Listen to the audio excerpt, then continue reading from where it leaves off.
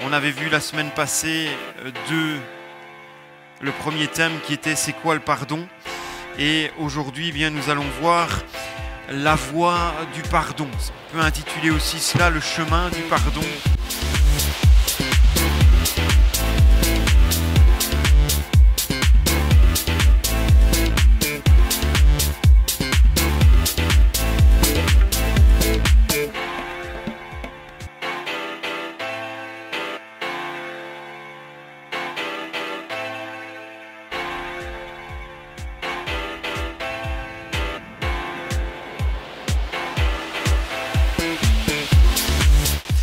Parce qu'il y a un chemin, une manière d'arriver justement à un moment donné de pouvoir pardonner.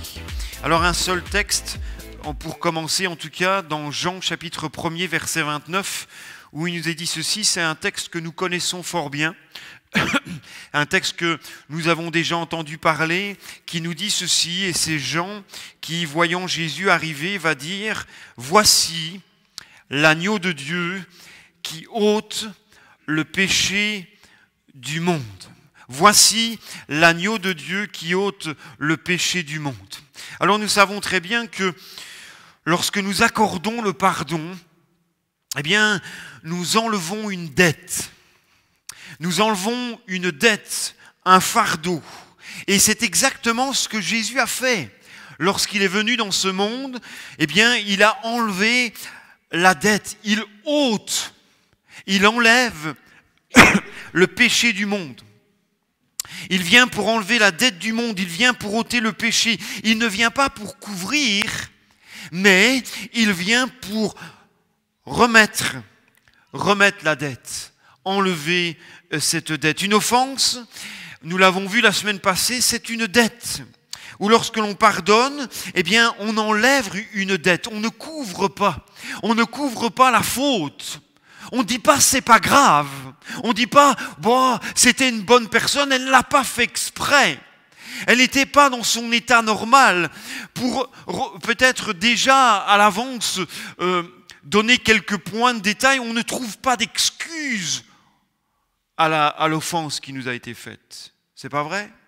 Souvent, on se demande peut-être pourquoi, mais on ne va pas trouver d'excuse vis-à-vis de celui qui nous a offensés. Voyez-vous, la voie du pardon, c'est le premier point de ce soir, ça passe toujours par une décision. Parce qu'en fait, on peut vivre avec un non-pardon pendant des années, et quelque part, c'est notre décision.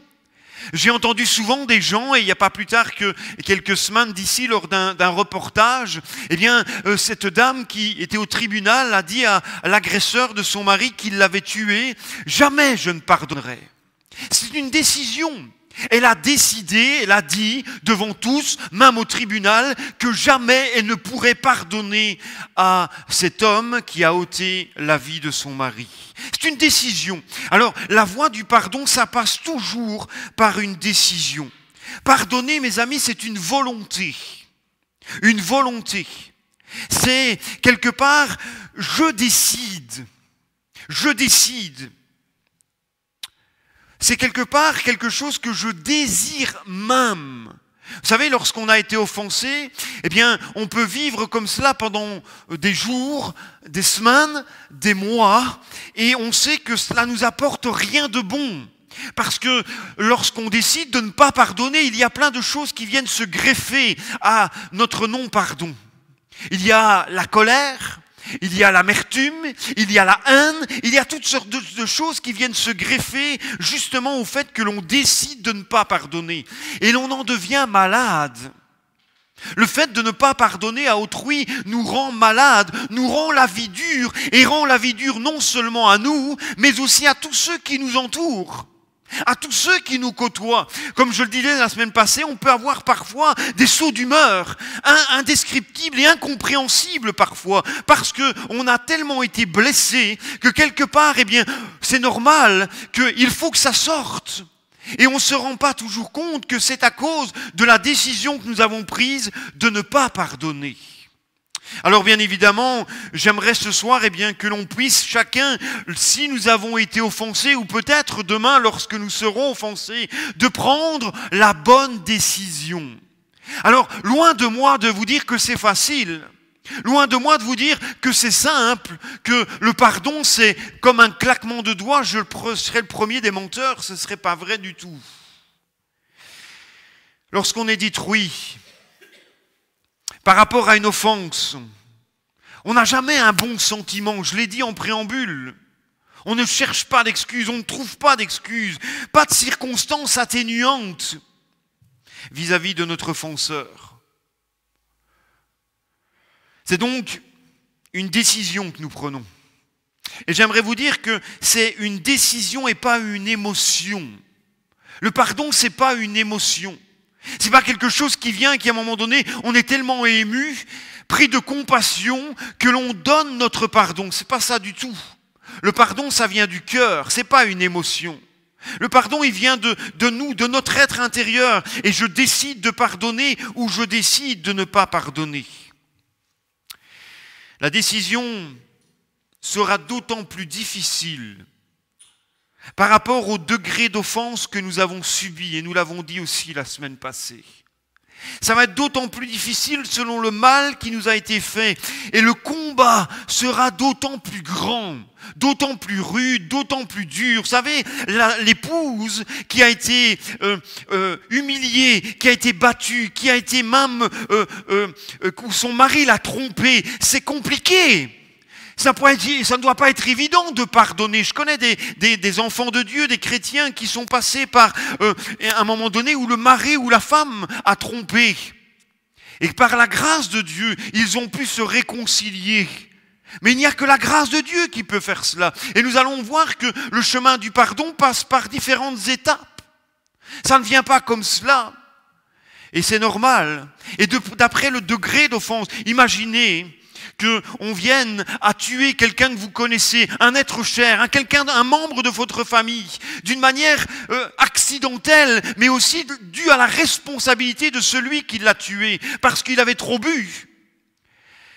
Est-ce que l'on va d'un claquement de doigts disant bah, il n'a pas fait exprès, il a bu un verre de trop, on va lui trouver des circonstances atténuantes, on va même aller lui chercher des excuses en disant qu'il a peut-être, et ça c'est le tribunal et parfois les avocats qui disent ça, il a eu une mauvaise enfance. Oui, mais ça n'excuse pas le fait qu'il est venu tuer un membre de ma famille.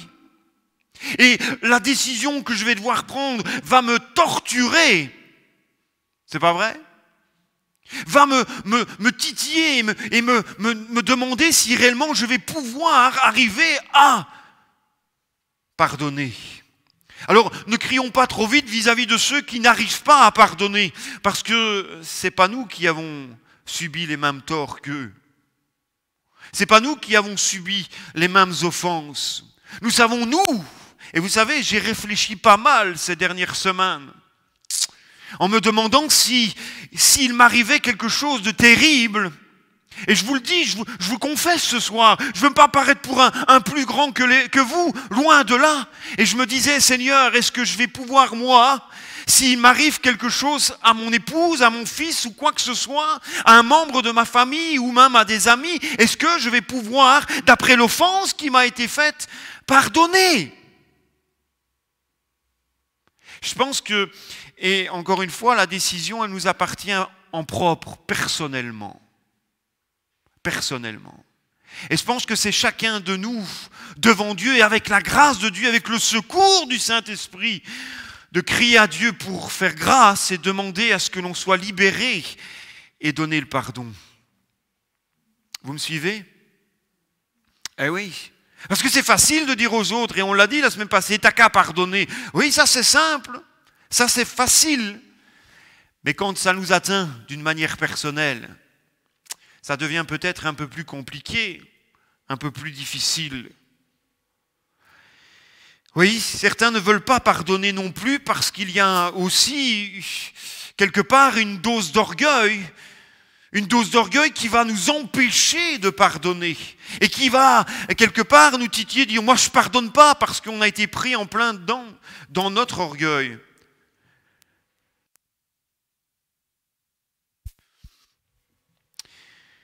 Et pourtant, reconnaissons que nous ne pouvons pas laisser les choses en l'état. Ce n'est pas possible. Si nous voulons connaître la vraie liberté, de ne pas rester emprisonnés, parce que quelque part, le fait de ne pas pardonner nous met en prison. Nous nous barricadons. On s'emmure quelque part. Et ça nous empêche de vivre. Ça nous empêche d'être libres. Comme je vous le disais la semaine passée aussi, on voyage avec notre offenseur dans la tête. Avec celui qui nous a fait du mal, et on peut partir loin aux quatre coins du monde, nous serons partis toujours avec celui qui nous a offensés, celui qui nous a fait du mal.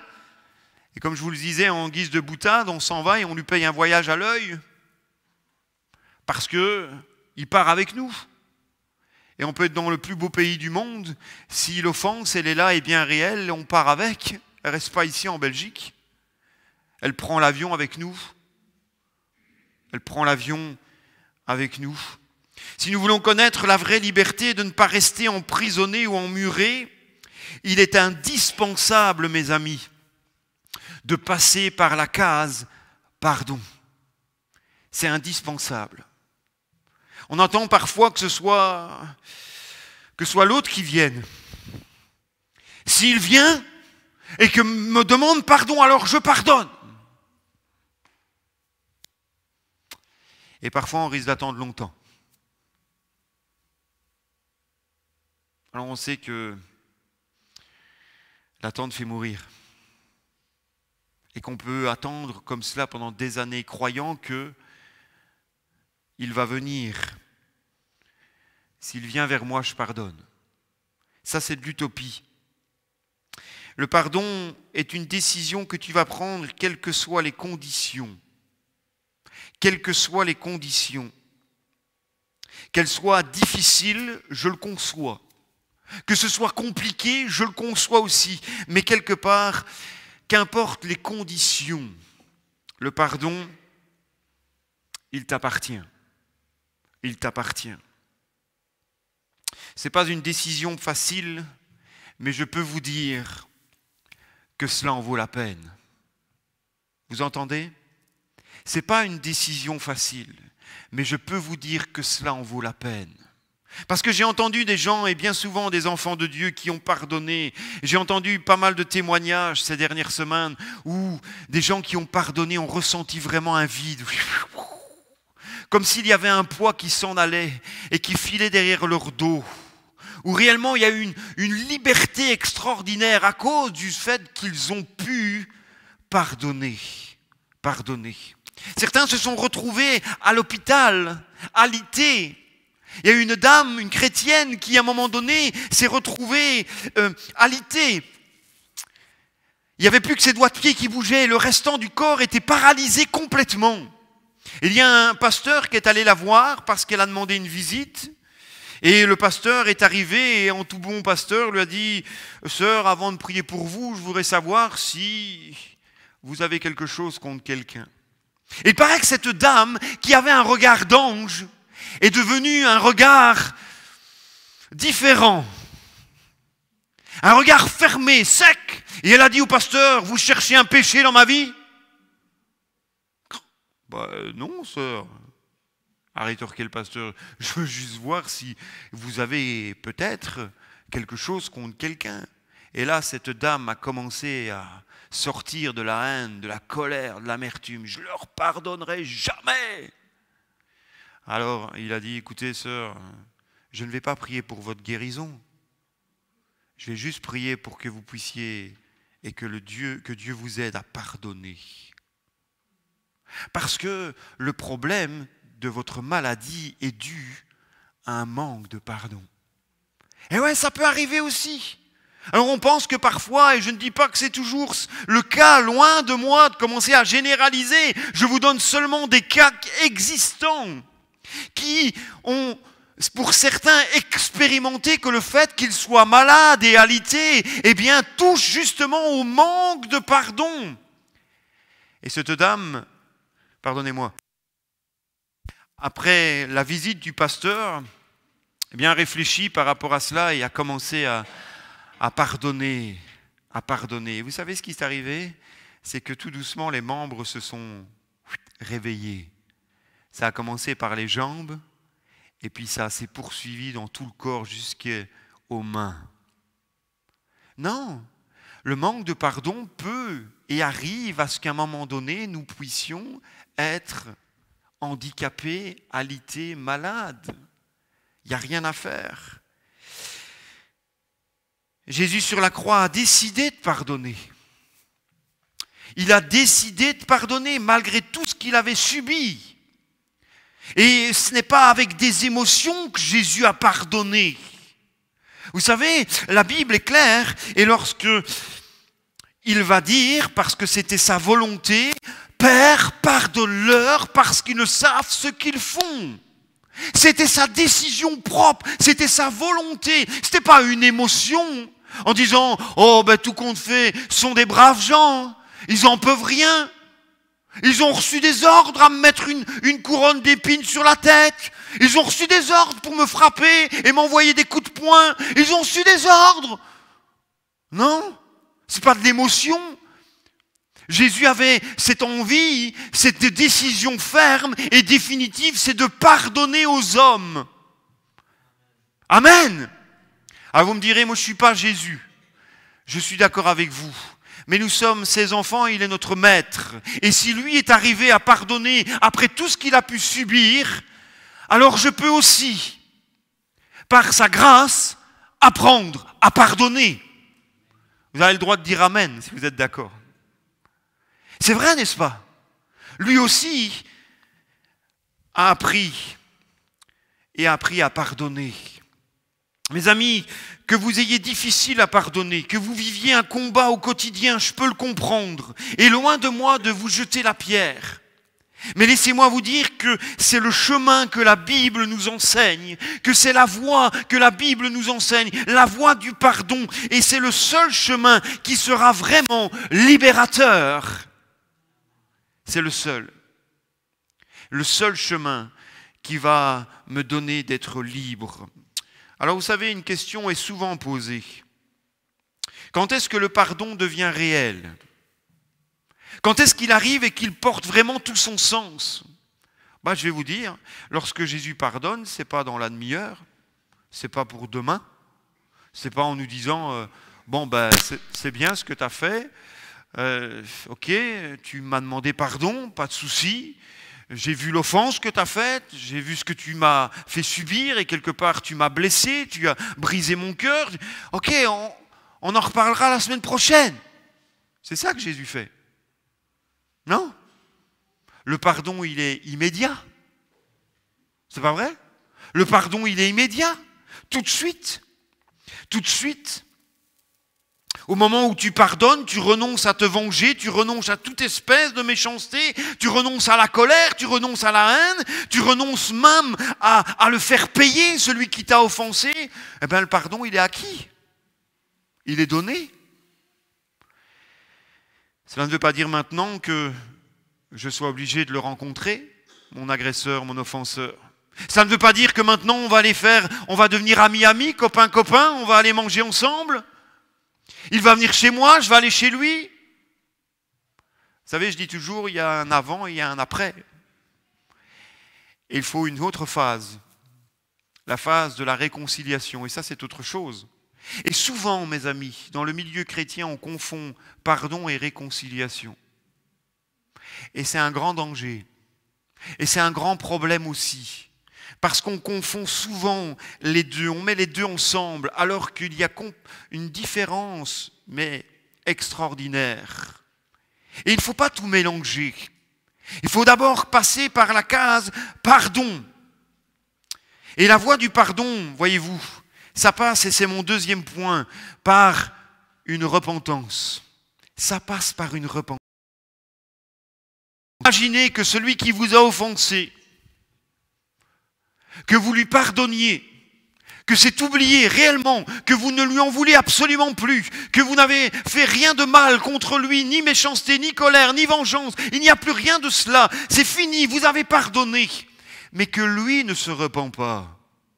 Faut-il pour autant que je me réconcilie avec lui?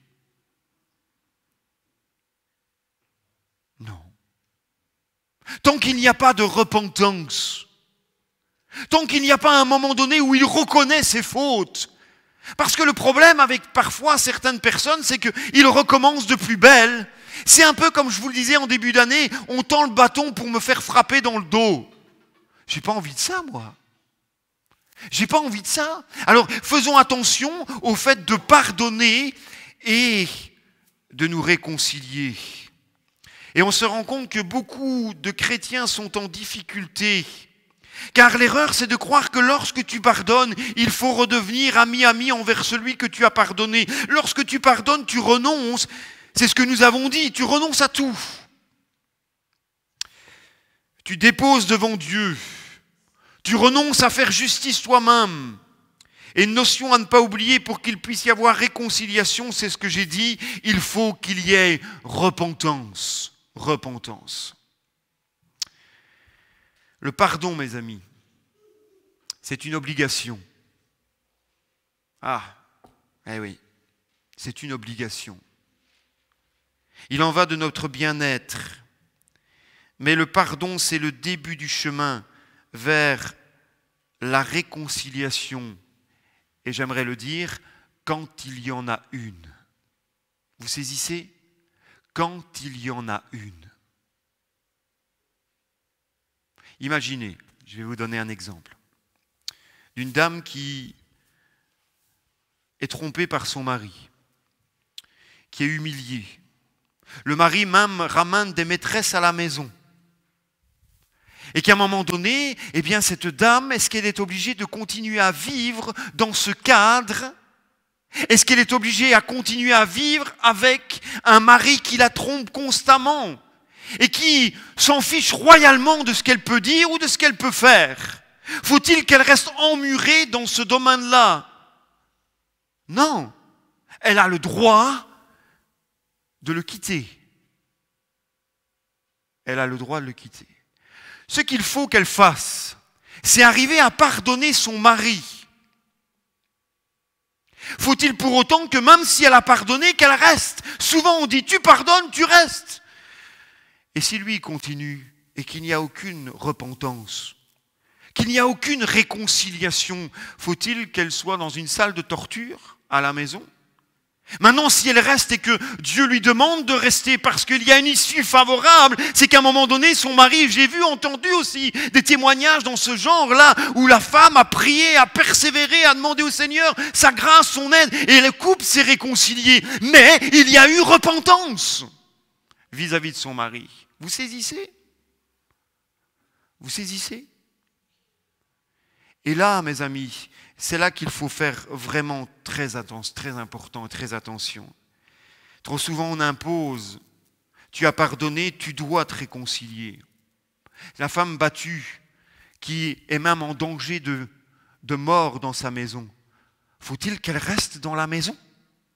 Tout simplement parce qu'elle n'en veut pas à son mari, elle ne veut pas vengeance, elle ne lui veut pas aucun mal, mais faut-il qu'elle reste dans cette salle de torture, dans cette maison où elle se fait battre jour après jour?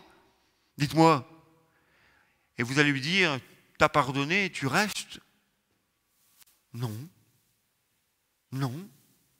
Il faut à un moment donné, c'est ouvrir nos yeux et de se dire, si elle est en danger, si demain elle a un mauvais coup qui va la tuer, vous allez dire quoi? Elle devait rester. Non. Il est bon pour cette dame, cette sœur, c'est de sortir de ce lieu. C'est pas vrai? Alors c'est facile, c'est simple. Moi, mon mariage fonctionne bien. Moi, tout fonctionne bien. Alors, quelque part, c'est facile de dire cela. De dire aux autres, tu sais, pardonne et reste. Ah ouais? C'est pas toi qui reçois les coups. C'est pas toi qui reçois les coups de bâton, les coups de fouet, les coups de casserole et tout ce qui passe dans la maison. Et moi, je vais aller dire, tu dois rester en tant que serviteur de Dieu? Non. Il faut quitter cet endroit.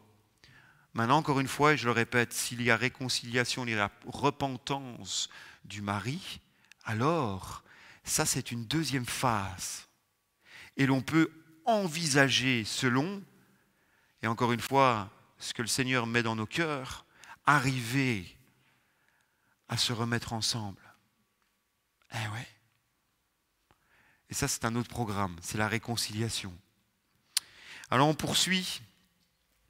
À partir du moment où on renonce à toutes sortes de haine, de vengeance, le pardon, mes amis, il est acquis. Il est acquis. La réconciliation sera l'étape suivante s'il y a repentance de la partie adverse. Et souvent, dans les tribunaux, on entend généralement, ou on espère entendre la partie adverse demander pardon, se repentir, même si ça ne sonne peut-être parfois faux ou creux dans celui ou celle qu'on a offensé. Et parfois c'est pire lorsqu'on n'entend rien et que la personne ne dit absolument rien, reste muette. Et l'on entend souvent les témoignages, il n'a même pas eu un mot qui est sorti de sa bouche. Et on sait que ça fait mal, que c'est dur, que c'est difficile à accepter. La réconciliation n'est pas possible s'il n'y a pas de repentance. Je pardonne, mais la réconciliation passe par la repentance. Jésus, au travers de son sacrifice à la croix, est mort pour tous les hommes et les femmes. Vous êtes d'accord avec moi? Jésus est mort pour vous et pour moi. Oui.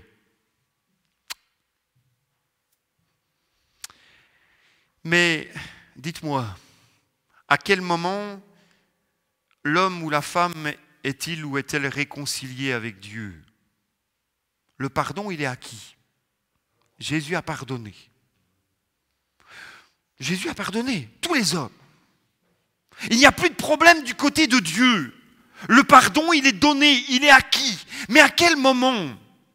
Eh bien, est-ce que le pardon prend, la réconciliation prend le dessus avec Dieu? Eh bien, à partir du moment où l'homme se repent, où l'homme avoue ses fautes, ses transgressions. Du côté de Dieu, c'est pardonné, c'est oublié. Mais à partir du moment où l'homme ne se repent pas, il va en enfer. Alors, si les hommes sont pardonnés, pourquoi y a-t-il aujourd'hui d'hommes et de femmes qui sont perdus? Tout simplement parce qu'il n'y a pas de réconciliation. Parce qu'ils ne se sont pas réconciliés avec Dieu, parce qu'ils n'ont pas reconnu leur faute, ils n'ont pas reconnu Jésus comme sauveur personnel, qui prend sa dette et qui prend notre dette et nous libère. Vous saisissez? Eh oui. Et pourtant, Jésus est mort à la croix pour tous, et comme je l'ai dit, des milliers d'hommes et de femmes sont loin de Dieu et perdus. Pardonnés, ils le sont, mais pas réconciliés. Pardonnés, ils le sont, mais pas réconciliés. Le pardon de Dieu est acquis, mais pour qu'il y ait réconciliation et relation, il faut passer par la case repentance. Amen. Il faut passer par la case repentance, abandon des péchés, et alors, il y a la réconciliation. Il y a la réconciliation. Et puis, il y a aussi une autre voie. La voie du pardon, c'est celle qui passe par la colère. C'est bizarre ce que je dis là. Et pourtant, c'est hyper important. Alors vous allez me dire, oh, pasteur, on est chrétien, on ne peut pas se mettre en colère. Hein? Alors vous allez me dire, ah oui, oui, c'est vrai, Jésus s'est mis en colère, il a pris un fouet, il a chassé les vendeurs du temple. Oui. Mais est-ce que la voie du pardon ne passe-t-elle pas aussi par la colère? Lorsqu'on nous fait du tort et du mal, lorsqu'on nous offense, lorsqu'on offense ceux que nous aimons, notre première réaction, elle est légitime, mes amis. C'est la colère.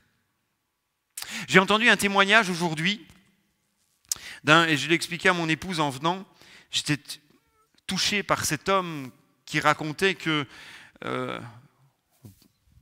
en plein milieu de la nuit, en tout cas fin de la nuit, on est venu lui annoncer un drame qui s'était déroulé dans sa famille. Ses enfants étaient en route sur l'autoroute avec leur voiture et une dame en sens inverse est arrivée, elle avait trop bu et a rentré dans le véhicule où son fils et sa belle-fille et des amis ainsi que leur petite-fille étaient à l'arrière du véhicule à 160 km/h. Vous imaginez le carnage. Les 4 occupants, les 4 adultes sont morts et leur petite fille est sortie, il le disait, d'une manière miraculeuse. Et il disait, notre colère est arrivée, bien entendu, et il disait, il y a 3 choses qui nous sont arrivées dans les 3 premières minutes. Et j'ai relevé ça, je dis, tiens, c'est intéressant. La première minute, il dit, lorsque la police vient et qu'il nous annonce cette nouvelle, c'est la folie qui prend le dessus. Une minute de folie.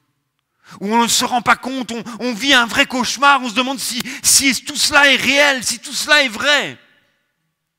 Et puis dans la 2e minute, il disait, l'envie de mourir vient, envie de rejoindre ceux qui sont partis. Et dans la 3e minute, c'est la colère qui est arrivée. La colère. Il disait, voilà dans les 3 minutes ce qui s'est passé, qui a traversé notre esprit à la famille. Et il disait, en plus de ça, ma colère, je n'ai même pas pu la lancer ou dire tout ce que j'avais sur le cœur à cette jeune femme parce qu'elle est morte aussi dans l'accident, à celle qui avait trop bu. Voyez-vous, c'est légitime, c'est la colère, c'est ce qui prend le dessus. La colère sera toujours déterminée par l'ampleur de l'offense, de ce que l'on a subi.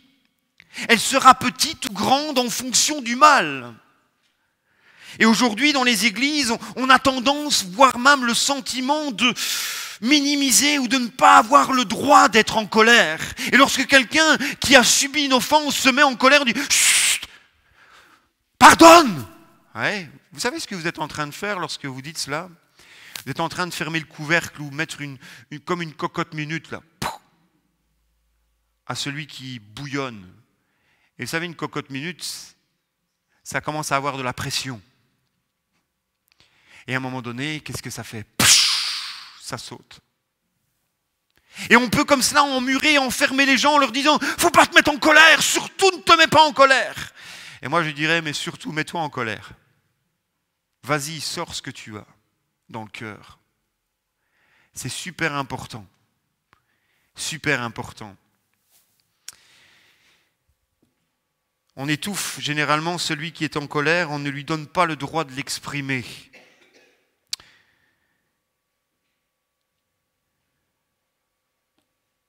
Et lorsque cela explose, souvent ces gens-là, ils traduisent généralement une dépression, une maladie.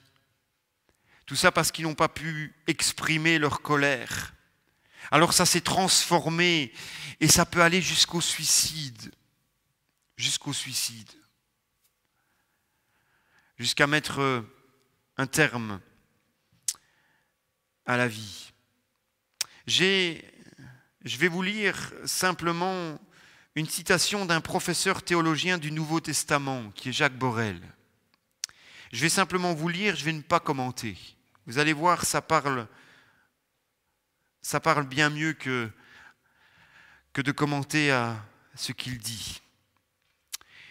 Il dit ceci, le pardon est souvent précédé d'un temps de colère. Et souvent les chrétiens refoulent la colère comme si le fait de se mettre en colère faisait de nous des chrétiens qui ne sont plus spirituels. De même que le péché attriste Dieu et son esprit, l'offense nous afflige et nous inflige des blessures. Anne a pleuré face à la moquerie de sa rivale Pénina. Jésus a été peiné de son rejet face à Jérusalem. Et même s'il a aimé Pierre, alors que celui-ci l'a renié, il a dû lui parler de la tristesse de l'abandon. Blessés par l'offense, nous nous livrons souvent à l'amertume et à la colère. Telle a été la réaction des frères de Joseph qui, face à sa pratique de dénonciation chez son père et aux attitudes de favoritisme de la part de leur père à son égard, ils prirent Joseph en haine et ne pouvaient plus lui parler aimablement. Et quand Joseph a raconté ses rêves, leur haine passive s'est transformée en une haine agressive. Et voici ce qu'il dit. Ils le haïrent encore davantage à cause de ses songes et de ses paroles. Alors la question suivante que l'on se pose est celle-ci. La réaction de colère face à l'offense est-elle toujours un mal dû à notre nature pécheresse? N'est-elle pas également aussi une réaction légitime face au péché? L'Écriture souligne que le chrétien n'est pas appelé à être indifférent face au mal.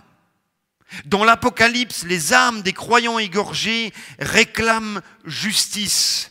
Il nous est dit, ils crièrent d'une voix forte en disant « Jusqu'à quand, Maître saint et véritable, tarderas-tu à juger et à tirer vengeance de notre sang sur les habitants de la terre ?» Le sang de tous ces hommes crie vers Dieu pour réclamer justice.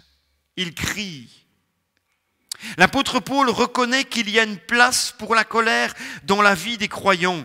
Connaissons bien ce texte qui dit « Si vous vous mettez en colère, ne péchez pas ».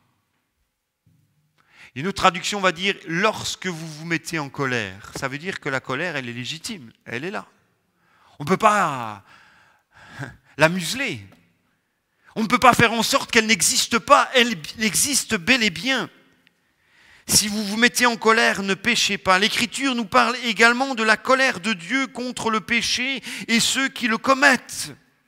Nous n'assistons jamais aux offenses qui nous sont faites comme de simples spectateurs.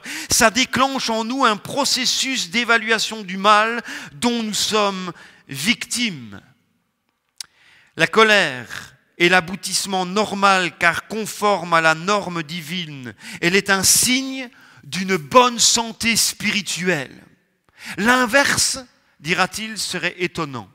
Oh, tiens, on m'a frappé. Mon mari est parti. Il m'a trompé. Oh, tiens, on a tué un membre de ma famille. Oh, bah. Non, mais il faut être dans le monde, il faut... Vous réalisez ? L'inverse serait vraiment étonnant. Disons, mais réagis. Et c'est tout à fait normal de se mettre en colère, de trouver et de crier à l'injustice et de dire ce n'est pas juste ce qui m'arrive, ce n'est pas juste ce qui m'arrive. Ça serait normal, vous ne trouvez pas? Plutôt que, bon, c'est dommage, elle a un peu trop bu, elle a bien arrosé ça, elle a pris le volant et puis, bah, c'est quand même pas de sa faute. Vous trouvez que ce serait normal d'avoir une réaction pareille? Non, du tout. Ça serait illogique. Ne pas réagir, voilà ce qui serait anormal. Certains, submergés par le sentiment de colère qu'ils ressentent, les refoulent, écrasés par la culpabilité que ces sentiments troubles suscitent en eux et tombent parfois dans la dépression. Alors si nous sommes supposés suivre l'exemple du Christ, pourquoi les âmes de ceux qui sont mis à mort pour leur témoignage crient-elles justice et vengeance comme nous l'avons lu? Pourquoi? Pardonner signifie se décharger de sa colère, de sa rancune, de son amertume. Ces sentiments sont destructeurs pour la personne qui les ressent et qui les ressasse. Et voilà où je veux en venir. On peut se mettre en colère, mais faisons attention à ce que nous allons faire avec cette colère. Eh oui, on a le droit de se mettre en colère, on a le droit de ne pas être d'accord, de crier à l'injustice, mais ça ne veut pas dire pour autant que maintenant on va commencer à faire des plans sur la comète et vouloir faire justice soi-même, se venger. Ça c'est différent, c'est que la colère a pris une autre tournure. Vous saisissez? Et là, dans ces cas-là, ne péchez pas. Ne péchez pas. C'est là où ce que l'on vient l'apôtre Paul. Si vous vous mettez en colère, lorsque la colère, elle vient, virgule, ça veut dire quoi? Que la colère, elle est là. Ne péchez pas. Ça, c'est la deuxième partie. C'est de faire attention. Oui. Seule la justice et la réparation permettront de renfermer l'épisode douloureux et de passer à autre chose. Tant que le problème n'a pas été réglé, tant que la douleur intérieure ne s'est pas exprimée, tant qu'une explication n'a pas été donnée, tant que le pardon n'a pas été demandé, il est impossible de reprendre sa vie comme si de rien n'était. Impossible. Au plus profond de nous-mêmes, une petite voix crie à l'injustice et nous réveillera la nuit jusqu'à ce qu'on l'écoute. jusqu'à ce qu'on l'écoute. Vous savez, tous les psychiatres, tous les psychologues sont d'accord pour dire que pour guérir d'un traumatisme, pour se réparer, il faut d'abord extirper la colère et toutes les émotions qui sont restées bloquées au plus profond de soi. C'est toujours le théologien qui dit cela. Il faut donc s'exprimer et dire les choses telles qu'elles sont. Telles qu'elles sont. Il est clair que l'apôtre Paul laisse une place pour la colère. Le problème, et je l'ai dit, ce n'est pas l'indignation ou la colère que je vais manifester. Le problème est le danger pour le croyant de s'enfermer dans la colère, contrairement à Dieu qui temporise. Dieu a cette faculté de temporiser au niveau de sa colère. Et on sait que si on lit l'Écriture, lorsque Dieu se met en colère, heureusement qu'il arrive à temporiser. Heureusement qu'il est Dieu.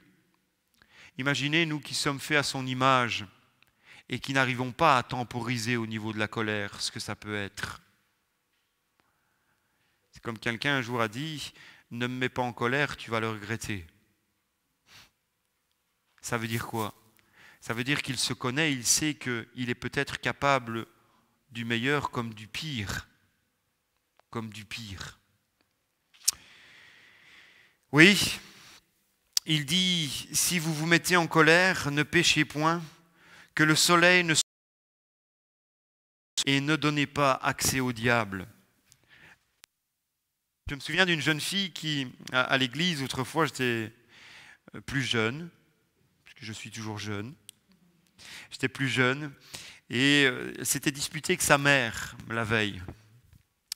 Et le lendemain, la veille, elle était partie fâchée au lit. Et la maman, le lendemain, lui dit, tu sais, ce n'est pas bien ce que tu as fait, tu es partie dormir avec ta colère, alors que la Bible dit qu'il ne faut pas s'endormir sur sa colère. Et cette jeune fille a répondu à sa mère, tu sais maman, je me suis décolérée hier soir et je me suis réencolérée ce matin. C'est une boutade. Il ne faut pas s'endormir sur notre colère. C'est-à-dire que si tu te mets en colère, ne pêche pas, ne laisse pas l'amertume, la haine, la vengeance prendre le dessus. Comme on le disait, la loi du talion, elle revient très vite, œil pour œil, dent pour dent. On rend le mal pour le mal. J'ai pris quelques exemples bibliques où certains n'ont pas pu, malheureusement, passer outre de la colère et qu'elle a pris le dessus. Et pourtant, au départ, ils avaient le droit de se mettre en colère. Et je le dis. Ésaü avait le droit de se mettre en colère contre son frère qui lui a volé sa bénédiction. La Bible me dit qu'il était rempli d'amertume. C'est pas moi qui le dis, c'est la Bible.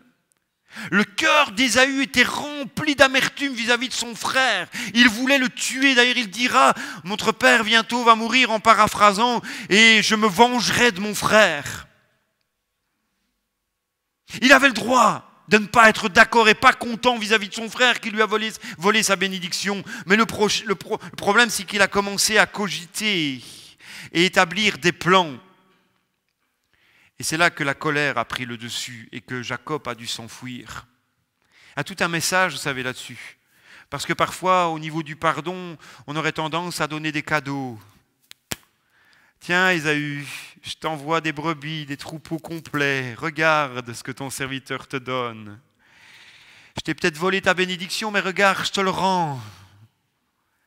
C'est pas ça? Jacob a essayé par tous les moyens d'apaiser le cœur d'Ésaü, son frère, pour essayer de temporiser. Mes amis, on n'achète pas le pardon. On n'achète pas le pardon. En offrant des cadeaux. C'est comme la femme battue, le lendemain, le mari va lui acheter des fleurs pour se racheter et lui demander pardon. On n'achète pas le pardon. Ce n'est pas à coup de fleurs ou à coup de cadeaux qu'on arrive à enlever l'offense qu'il y a dans notre cœur. Vous saisissez? Et Jacob a essayé.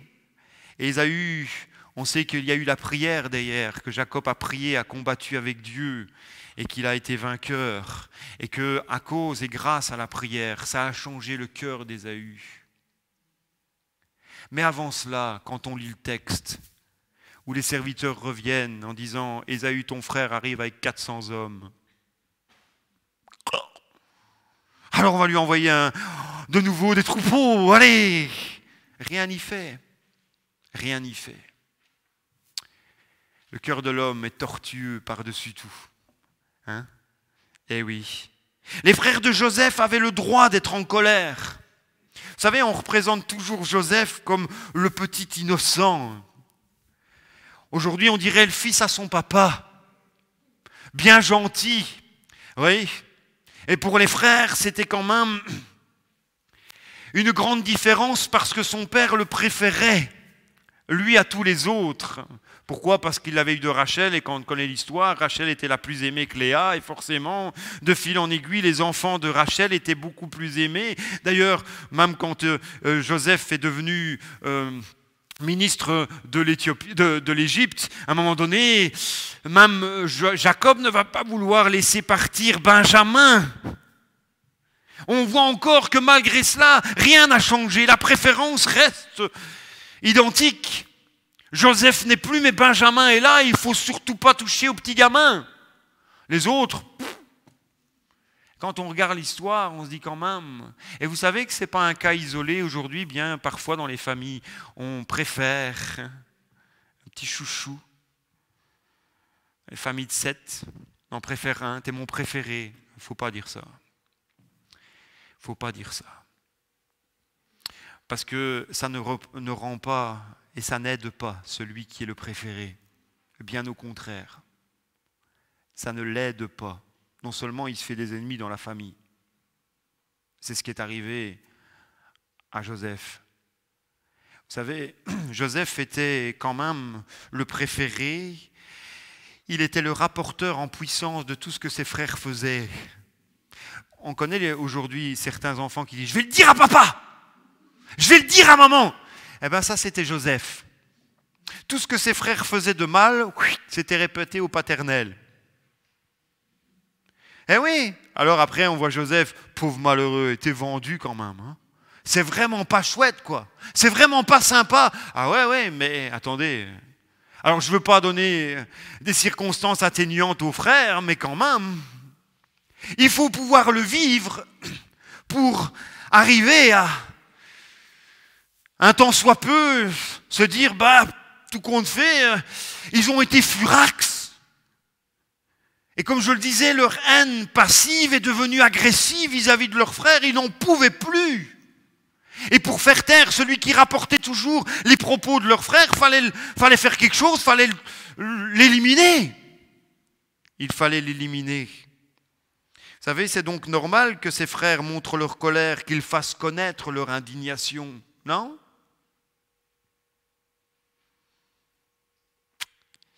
Le problème n'était pas leur colère. C'est comme je dis, c'est ce qu'ils ont fait avec leur colère. Ils se sont laissés submerger et dominer par leur colère, au point que ça les a poussés à l'assassiner. C'est bien ça.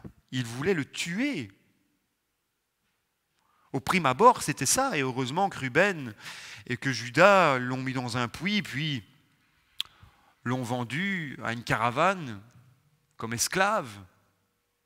Mais sinon, à la base, c'était lui faire sa peau, leur propre frère. Alors quand je vous dis que la Bible n'est pas un livre obsolète, parce que ce que l'on vit là, avec Joseph et ses frères, c'est ce que l'on vit tous les jours dans l'actualité aujourd'hui.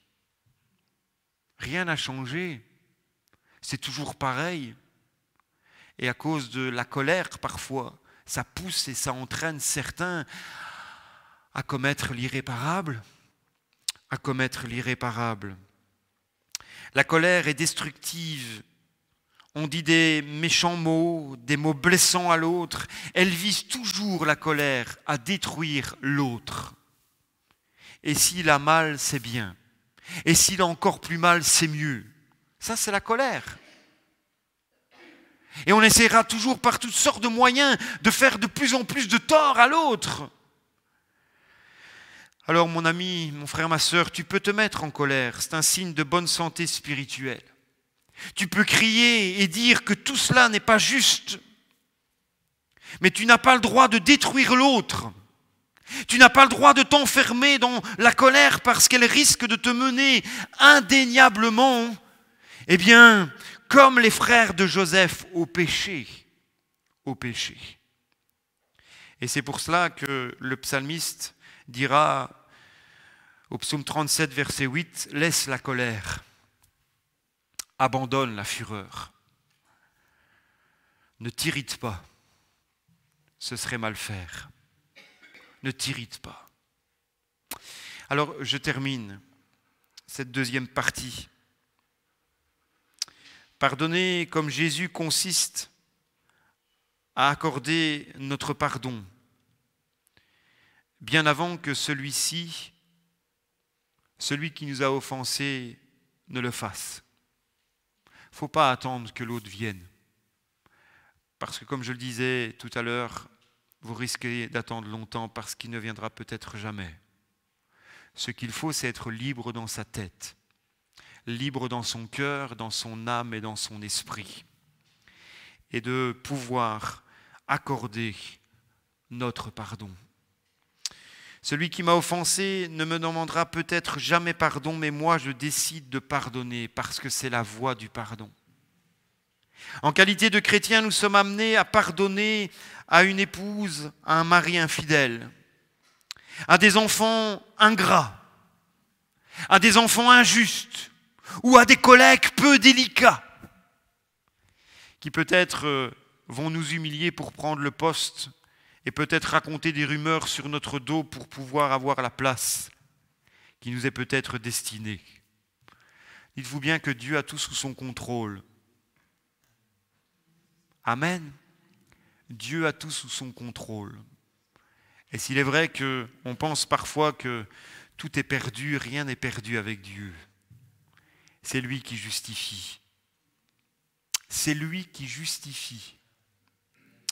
Alors, pardonner, c'est participer à la remise de dettes que Dieu exerce à notre égard, à notre restauration intérieure et à celle de l'offenseur. Je renonce. Je renonce à faire du mal. Je renonce à faire vengeance. Je renonce à la colère qui va m'emmener plus loin, au péché. Pardonner, c'est donner quelque chose à quelqu'un qui ne le mérite pas. Vous entendez? Pardonner, c'est donner quelque chose à quelqu'un qui ne le mérite pas. Nous ne méritions pas d'être pardonnés. Et pourtant, Jésus l'a fait par amour. Jésus l'a fait par amour. Alors si j'aime le Seigneur, et si j'aime la créature qui a été faite à l'image de Dieu, bien qu'elle m'ait offensé, et qu'elle ne le mérite absolument pas, mon pardon, je pardonne. Je pardonne. C'est Jésus qui nous enseigne de faire ainsi. Alors que Dieu nous vienne en aide, afin d'accorder le pardon à celui qui nous a offensés. Amen. Je suis dans la joie.